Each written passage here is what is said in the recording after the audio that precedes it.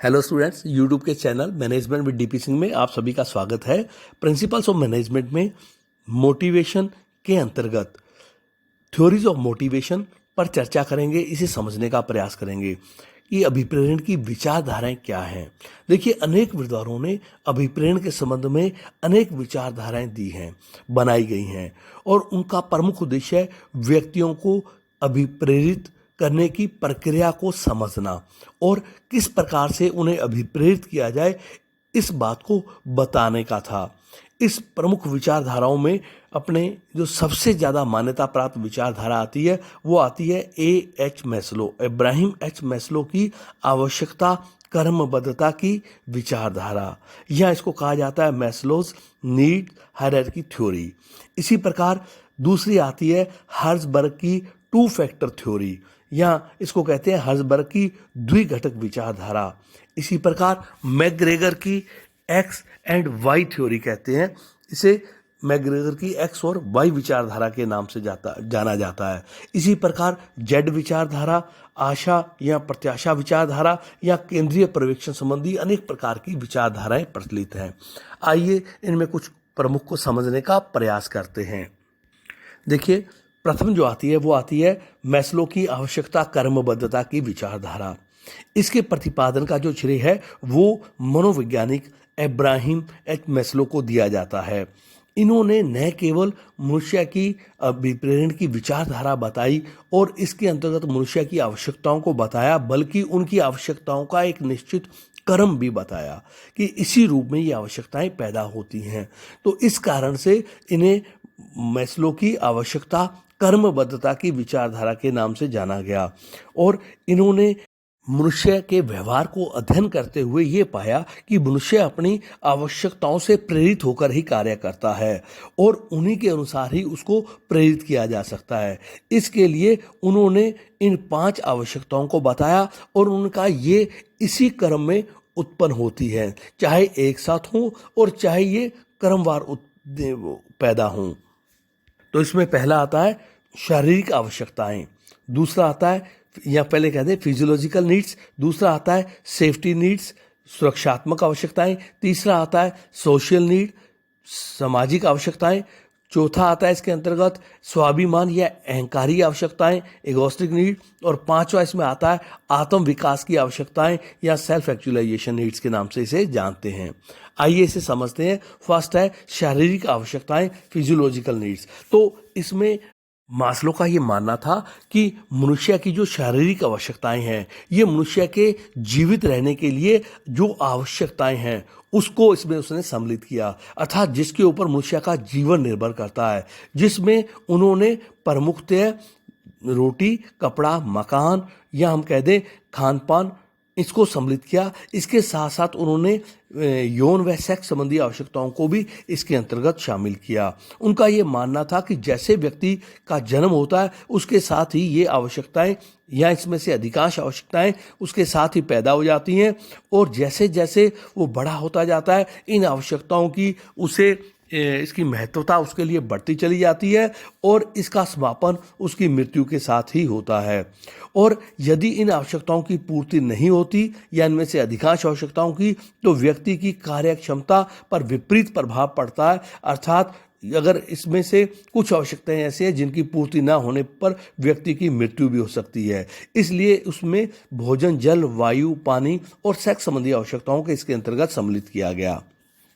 लेकिन इसके साथ साथ उनका यह भी मानना था कि ये आवश्यकता व्यक्ति को प्राथमिक दृष्टि से देखें तो बहुत अधिक प्रेरित करती है, लेकिन उसकी भोजन, जल, वायु की आवश्यकताएं पूर्ति होने पर व्यक्ति लंबे समय तक अभिप्रेरित होता रहेगा, ऐसा इसके अंतर्गत संभव नहीं है, अर्थात ये व्यक्ति को अधिक अभिप्रेरित नहीं करती।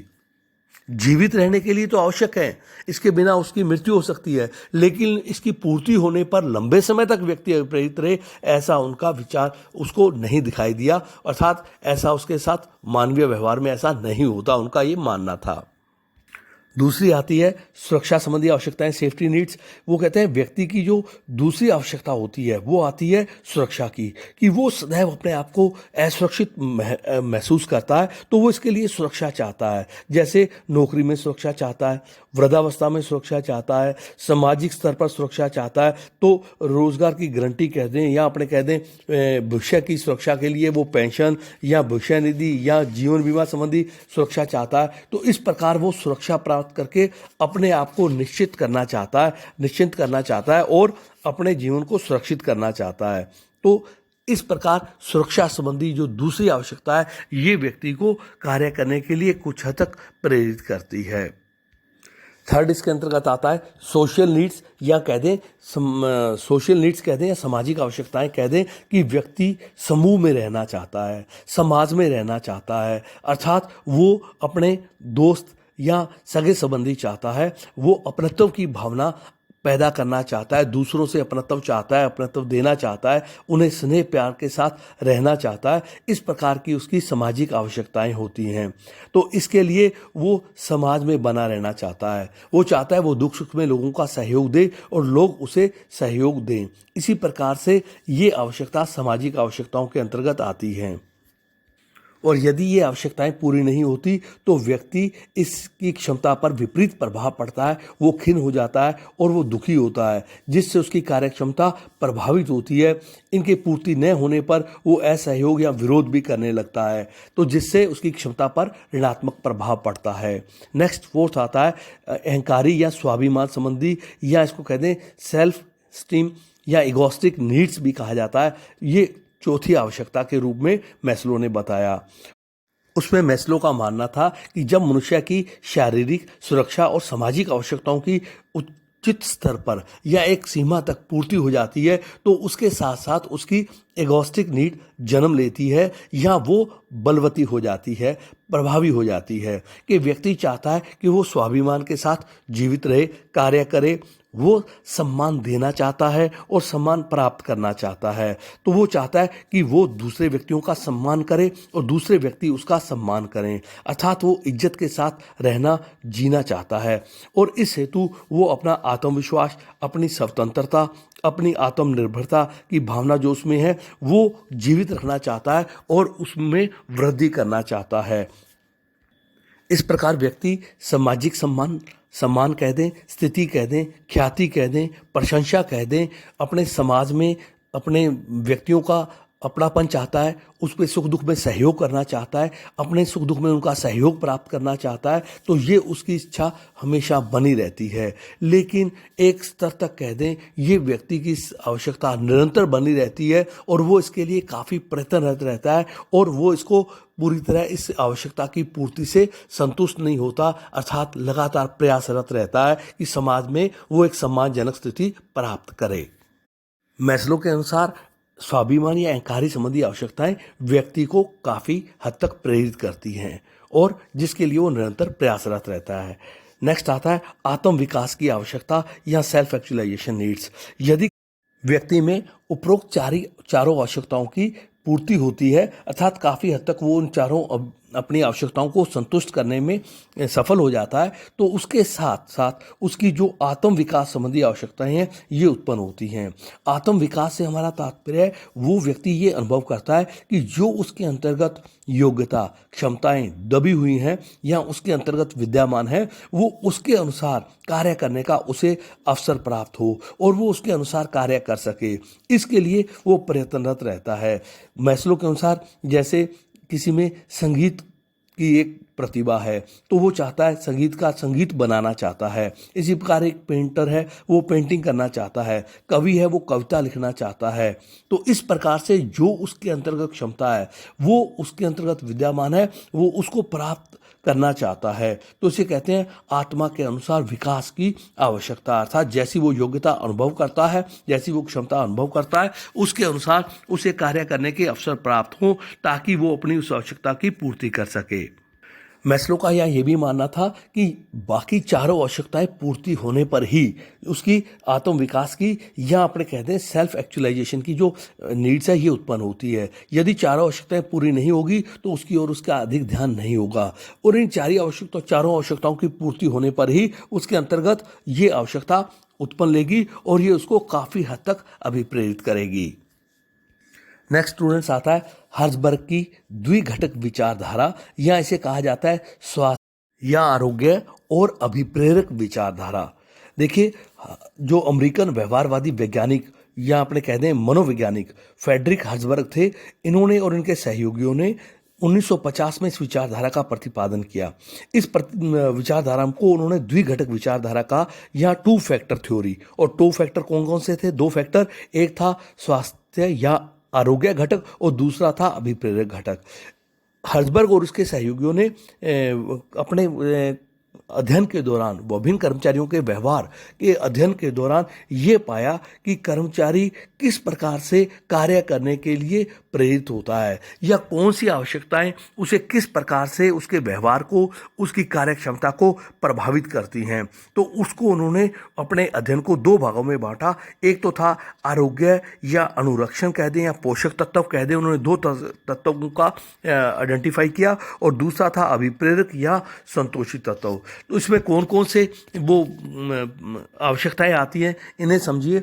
उन्होंने कहा कि जो हाइजीन और मेंटेनेंस फैक्टर्स हैं, जिसको अपने स्वास्थ्य या आरोग्य पोषक तत्व कहा, उसमें संस्था की नीतियां, संस्था का प्रशासन, कार्य दशाएं, कार्य सुरक्षा संबंधी जो व्यवस्थाएं हैं, वेतन कह दें या विभिन्न प्रकार के लाभ कह दें, उनके पर्यवेक्षण की जो किस्म है, सुपरविजन का जो सिस्टम है, अधिकारियों कर्मचारियों के पारस्परिक संबंध और कर्मचारियों के आपसी संबंध कैसे हैं, ये तत्व इसके अंतर्गत कार्य करते हैं। और अभिप्रेरक घटक में उन्होंने कहा उपलब्धि, मान्यता, सम्मान, विकास, उत्तरदायित्व की भावना, व्यक्तिगत उनके उन्नति के विकास के अवसर, कार्य की नेचर कैसी प्रकृति है, ये चीज़ें उनके अभिप्रेरक घटक में उन्होंने शामिल की, जो व्यक्ति के अभिप्रेरणा से संबंधित हैं। हर्ट्जबर्ग और उनके सहयोगियों का ये मानना था कि जो आरोग्य या स्वास्थ्य घटक हैं, ऐसे घटक हैं जो व्यक्तियों के संतोष पर अंकुश लगाते हैं। अर्थात उन्हें, अगर इसके ये घटक नेगेटिव होंगे तो कर्मचारी संतोष प्राप्त नहीं कर सकेंगे, या हम ये कह दें कि वो असंतुष्ट हो जाएंगे, संतुष्ट नहीं होंगे, जिससे उनकी कार्यक्षमता पर विपरीत प्रभाव होगा। जिसमें उन्होंने 8 घटकों को बताया था, जिसका मैंने पहले जिक्र किया। कंपनी की नीतियां, प्रशासन, कार्यदशाएं, कार्य सुरक्षा, वेतन या लाभ या पर्यवेक्षण की किस्म, या हम कह दें अधिकारियों और कर्मचारियों के या कर्मचारियों के पारस्परिक संबंध। तो ऐसी स्थिति में यदि ये घटक किसी भी संस्था के अंतर्गत ऋणात्मक होंगे या नेगेटिव होंगे, नकारात्मक होंगे, तो कर्मचारी असंतुष्ट होगा, उसके संतोष पर एक लगाम लग जाएगी और वो कार्य करने के लिए अपनी क्षमता का उपयोग नहीं करेगा। दूसरी ओर उन्होंने ये कहा कि ये घटक व्यक्ति को संतोष प्रदान तो करते हैं कर्मचारियों को, लेकिन ये व्यक्तियों को अभिप्रेरित नहीं करते, अर्थात ये व्यक्तियों को संतुष्ट होने से रोकते हैं। इसलिए उन्होंने इसको आरोग्य या स्वास्थ्य घटक कहा कि यदि ये पॉजिटिव होंगे या सकारात्मक होंगे तो कर्मचारी स्वस्थ होगा, लेकिन वो अपनी कार्य क्षमता में वृद्धि करे, अधिकतम क्षमता से कार्य करे, उसमें ये घटक कार्य नहीं करेंगे। या दूसरे शब्दों में कहें कि ये घटक व्यक्तियों को संतुष्ट रखेंगे, लेकिन ये प्रेरित नहीं करेंगे। या दूसरे शब्दों में, प्रेरित करने के लिए इन घटकों का सकारात्मक होना नितांत आवश्यक है, या इनका पॉजिटिव होना नितांत आवश्यक है। तभी जो अभिप्रेरक घटक है वो व्यक्ति पर, कर्मचारियों पर कार्यान्वित होंगे या उन पर प्रभाव छोड़ेंगे। दूसरा इसके अंतर्गत आता है अभिप्रेरक घटक, या जिसको संतोषदायी घटक कहते हैं। हर्ट्जबर्ग और उसके सहयोगियों ने 2 फैक्टर थ्योरी में जो दूसरा फैक्टर बताया वो अभिप्रेरक घटक बताया, और उसमें उन्होंने उपलब्धि, मान्यता, सम्मान, विकास, उत्तरदायित्व कह दें, व्यक्तिगत विकास के अवसर, कार्य की प्रकृति कैसी है, ये चीजें व्यक्तियों को अभिप्रेरित करेंगी। अर्थात उनका ये मानना था कि यदि स्वास्थ्य और आरोग्य घटक पॉजिटिव हैं तो उस स्थिति में ये जो दूसरे घटक हैं ये व्यक्ति को कार्य क्षमता में वृद्धि कर उन्हें अधिक कार्य करने के लिए प्रेरित करेंगे, जिसमें उन्होंने स्वयं की उपलब्धि कि व्यक्ति द्वारा स्वयं किया गया कार्य, जिसके लिए संस्था की नीतियां, जो आरोग्य घटक बताया था, पॉजिटिव होना जरूरी है, संस्था का प्रशासन पॉजिटिव होना जरूरी है, उसकी वर्किंग कंडीशंस अच्छी हो, जिससे व्यक्ति अपनी कार्य क्षमता का सही दिशा में उपयोग कर उपलब्धि को प्राप्त करेगा और वो अपनी प्राप्त की गई उपलब्धि से कार्य करने के लिए प्रेरित होगा। इसी प्रकार मान्यता, सम्मान, उसको ये नीतियों के अंतर्गत आएगा। वो पॉजिटिव होंगी तो उसकी कार्यों की मान्यता मिलेगी, उसको सम्मान प्राप्त होगा। ये बार बार जब होगा तो उसको व्यक्ति को प्रेरित करने का कार्य करेगा। इसी प्रकार विकास के अवसर कह दें, उन्नति के अवसर कह दें, कार्य की प्रकृति कह दें, तो ये व्यक्ति को अधिकाधिक प्रेरित करेंगे। तो स्टूडेंट्स, ये था मोटिवेशंस थ्योरीज, अभिप्रेरण की विचारधाराएं, जिसको समझने का प्रयास किया। धन्यवाद।